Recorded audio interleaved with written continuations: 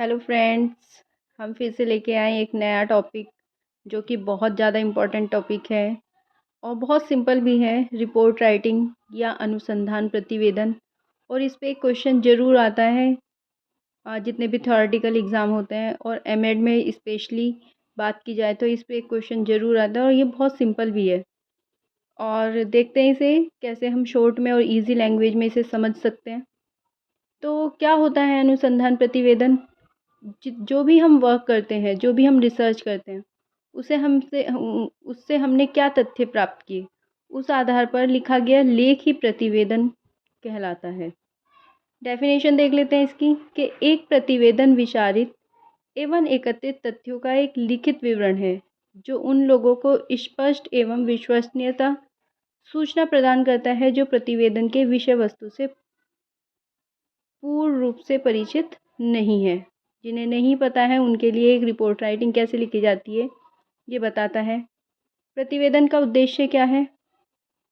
अनुसंधान प्रतिवेदन का उद्देश्य प्राप्त तथ्यों का एक विवरण मात्र प्रस्तुत करना नहीं होता, बल्कि अध्ययन से संबंधित सभी तथ्यों एवं निष्कर्षों को इस प्रकार व्यवस्थित रूप से प्रस्तुत करना होता है जिससे अपनी वैधता का समुचित मूल्यांकन किया जा सके।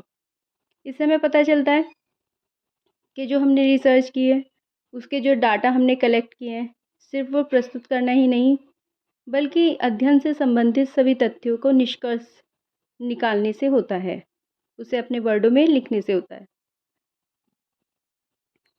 बाकी उद्देश्य हम देख लेते हैं। पहला उद्देश्य है ज्ञान का एक प्रालेख प्रस्तुत करना, to present document of knowledge.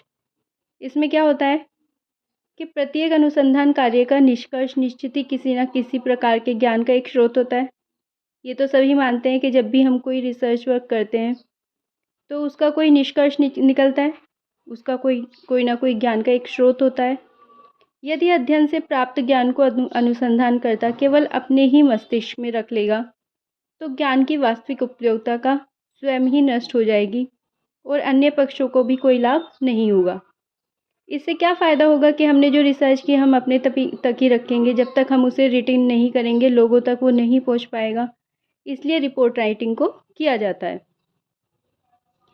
Second आता है एक क्रमबद्ध लिखित रूप प्रदान करना अत्यंत आवश्यक है जिससे वह ज्ञान एक लिखित प्रालेख बन जाए।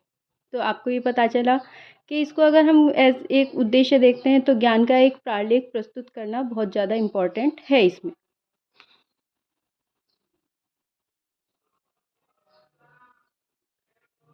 फिर आता है ज्ञान के विस्तार के लिए, for the extension of the knowledge.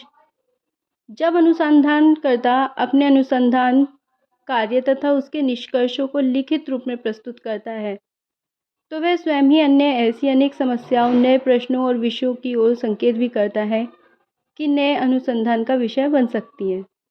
जो ज्ञान हमने लिया है उसको उसमें नई नई समस्याएं आई हैं। जब हम रिपोर्ट राइटिंग करेंगे तो हम उसमें बता सकते हैं कि क्या क्या हमें दिक्कतें आई हैं, जिससे कोई नया अनुसंधान करेगा, कोई नई रिसर्च करेगा तो उसमें वह अपने एक विषय के रूप में भी चुन सकता है। थर्ड पॉइंट आता है अध्ययन पद्धतियों की सार्थकता का मूल्यांकन करना। प्रत्येक रिसर्च रिपोर्ट में उन पद्धतियों और प्रविधियों का भी स्पष्ट उल्लेख अवश्य किया गया है जिनकी सहायता से तथ्यों का संकलन करने में उन्हें प्रस्तुत किया जा सके। तो इससे हमें पता चला। फोर्थ पॉइंट आता है तथ्यों में निहित विभिन्न कार्य कारण के संबंध का स्पष्टीकरण। इसमें क्या है कि इनको इस प्रकार प्रकट करना होता है जिससे कि सामान्य व्यक्ति भी अगर किसी विशेष घटना के लिए उत्तरदायी कारणों की तुलनात्मक प्रभाव को आसानी से समझ सके। हमें इस तरह से रिपोर्ट राइटिंग को लिखना होता है कि अगर कोई नॉर्मल इंसान भी पढ़े, जो सामान्य व्यक्ति है, तो उसे भी समझ आ जाए कि हम क्या कहना चाह रहे हैं। फिफ्थ आता है जटिल एवं अव्यवस्थित तथ्यों का व्यवस्थित करना। रिसर्च रिपोर्ट अनुसंधान प्रतिवेदन एक ऐसा माध्यम है जिसकी सहायता से तथ्यों को व्यवस्थित रूप में प्रस्तुत करना, उन्हें जनसामान्य के समझने योग्य बनाना।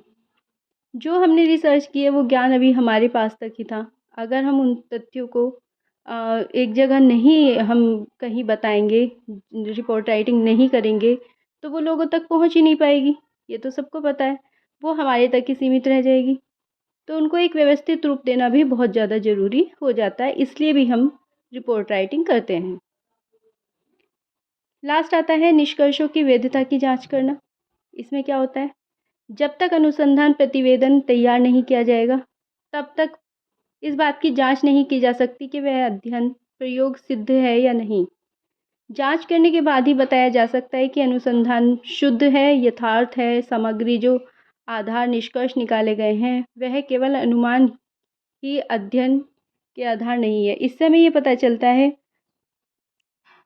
जो रिसर्च की है केवल हमने अनुमान लगाकर ही ना करके, बल्कि उसको खोजा गया है। और जब खोज के कोई इंसान कोई वर्क पूरा करता है, अपने वर्ड्स में लिखता है, तो वो कुछ अलग ही बात होती है उसकी। तो ये थी रिपोर्ट राइटिंग। आने वाली वीडियो में हम इसके टाइप्स देखेंगे। प्रतिवेदन के कितने टाइप्स होते हैं, क्या क्या हमें इसमें लिखना चाहिए, क्या नहीं लिखना चाहिए, क्या इसकी विशेषताएं होती हैं। ऐसी ही और वीडियो देखने के लिए आप हमारे चैनल को लाइक करें, शेयर करें और सब्सक्राइब करें। मिलते हैं नेक्स्ट वीडियो में। Thank you.